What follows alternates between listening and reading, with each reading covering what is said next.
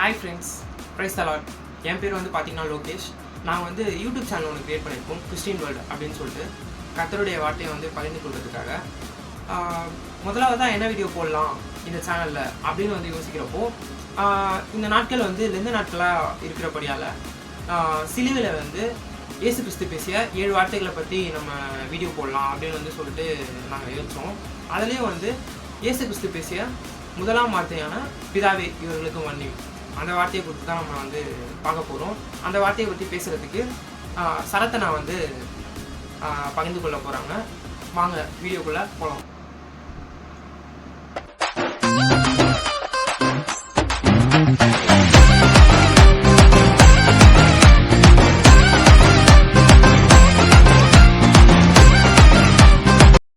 கர்த்தருடைய பரிசுத்த நாமத்திற்கே மகிமை உண்டாவதாக. இந்த வேளையிலே முதலாம் வார்த்தையை குறித்து தியானிக்க இருக்கிறோம். முதலாவது வேதாகமத்தை வாசிப்போம்.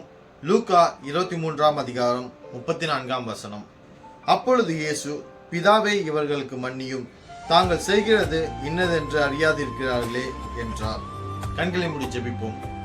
அன்பும் இறக்கும் இந்த நல்ல ஆண்டவர் இயேசு சாமி, இந்த வேளையில் கூட ஆண்டவர் விசப்பா முதலாம் வார்த்தையை குறித்து, அதாவது மன்னிப்பை குறித்து பேச இருக்கிற ஆண்டவர் விசப்பா, பேசுகிறவன் நான் அல்ல ஆண்டவரே, நீரே பேசும், மற்றவர்களுக்கு இந்த வார்த்தை பிரயோஜனம் உள்ளதாக மாற்றி கொடுங்க. இயேசு நாமத்தில் கேட்கிறோம் பிதாவே, ஆமென். பிதாவே இவர்களுக்கு மன்னியும், இந்த வார்த்தையை கேட்கும் போது எனக்கு ஒரு சந்தேகம் வருதுங்க. ஏன் இயேசு கிறிஸ்து வந்து பிதா கிட்ட கேட்கிறாரு மன்னிப்பு அப்படின்ற சந்தேகம் தான் எனக்கு வருது. நீங்க யோசிக்கலாம், ஏன் இதுல என்ன இருக்கு, மக்கள் மேல இருந்த அன்புனால இயேசு வந்து இந்த மாதிரி சொல்லியிருக்கலாமே அப்படின்னு நீங்க சொல்லலாம். இல்லைன்னா அவர் எவ்வளவுதான் துன்பப்படுத்திருந்தாலும் அவர் வச்ச இரக்கத்தினால அவர் இந்த வார்த்தை கேட்டிருக்கலாமே அப்படின்னு நீங்க நினைக்கலாம். ஆனா எனக்கு அதுல சந்தேகம் இல்லைங்க. எனக்கு சந்தேகம் என்னன்னா, இயேசு கிறிஸ்து மன்னிக்காம என் பிதா கிட்ட மன்னிப்பு கேட்கிறாரு அப்படின்ற சந்தேகம் தான் எனக்கு இருக்கு. ஏன்னா பிதாக்கு தான் அந்த அதிகாரம் இருக்கா அப்படின்னு பார்க்கும்போது ஒரு வசனம் இருக்குங்க. அந்த வசனத்தை வாசிக்கிறேன், உங்களுக்கே தெரியும். மத்தேயு 9 அதிகாரம் 2 வசனம்.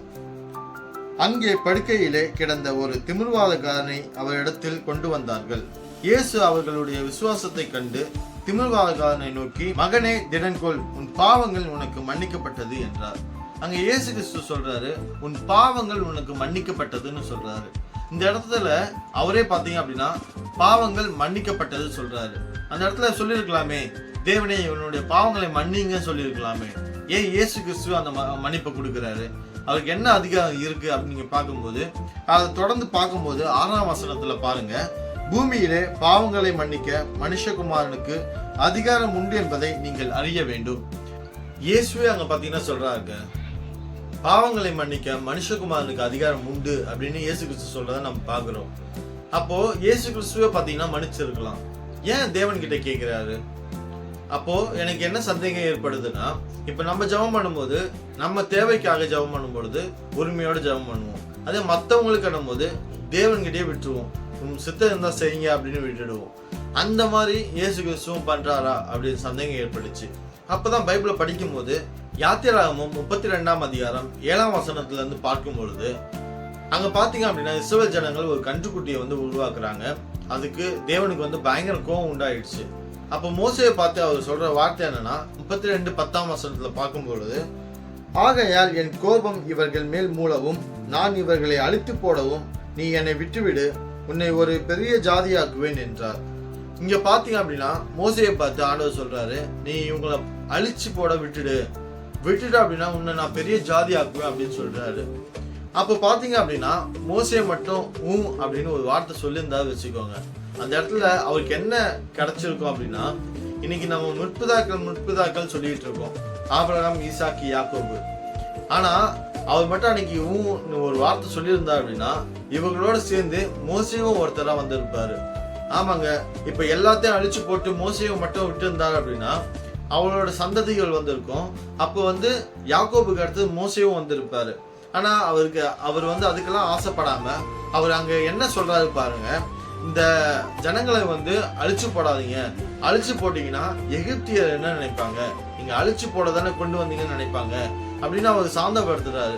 அது மட்டும் இல்லாம அங்க என்ன சொல்றாரு பாருங்க, 13ஆம் வசனத்தை வாசிப்போம்.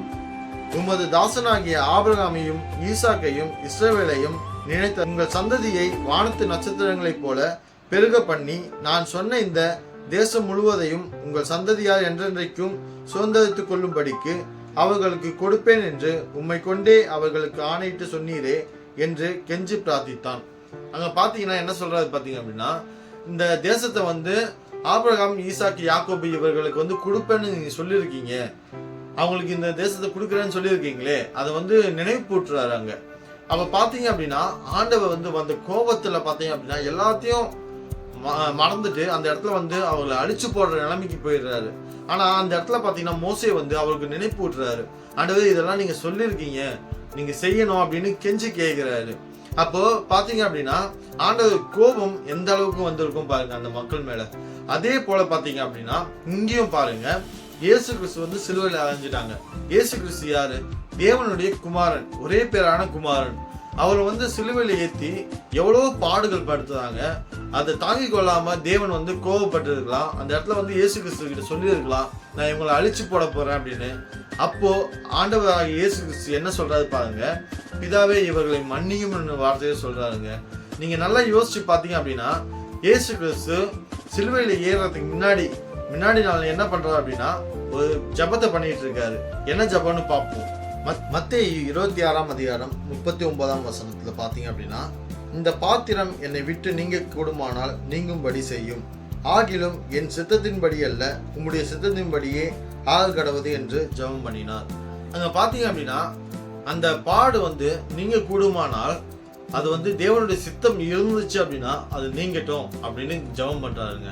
இங்க பாத்தீங்கன்னா அவருக்கான ஒரு பிரச்சனை, அந்த பிரச்சனையை நீக்கணும் அப்படின்னா அது உங்களுடைய சித்தம் இருந்துச்சுன்னா பண்ணுங்க அப்படின்னு தான் அவர் ஜெபம் பண்றாரு.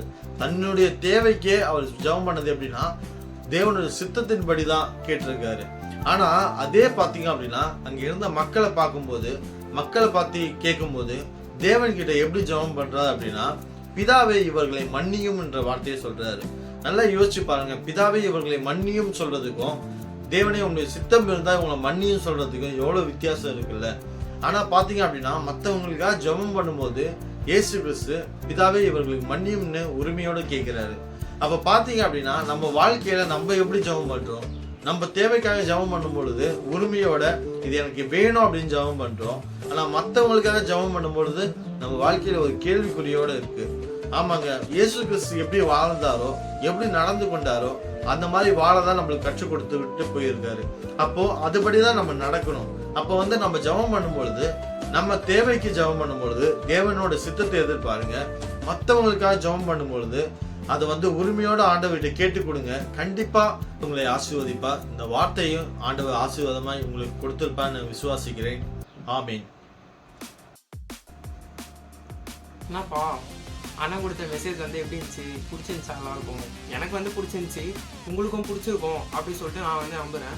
இந்த மாதிரி வீடியோஸ் வந்து டே பை டே நாங்கள் வந்து போஸ்ட் பண்ணணும் அப்படின்னு சொல்லிட்டு நீங்கள் ஆசைப்பட்டீங்கன்னா, கர்த்தருடைய வார்த்தையை வந்து நாங்கள் பகிர்ந்து கொள்ளணும் அப்படின்னு சொல்லிட்டு நீங்கள் ஆசைப்பட்டீங்கன்னா லைக் பண்ணுங்கள், ஷேர் பண்ணுங்கள், கமெண்ட் பண்ணுங்கள், சப்ஸ்கிரைபும் பண்ணுங்கள்.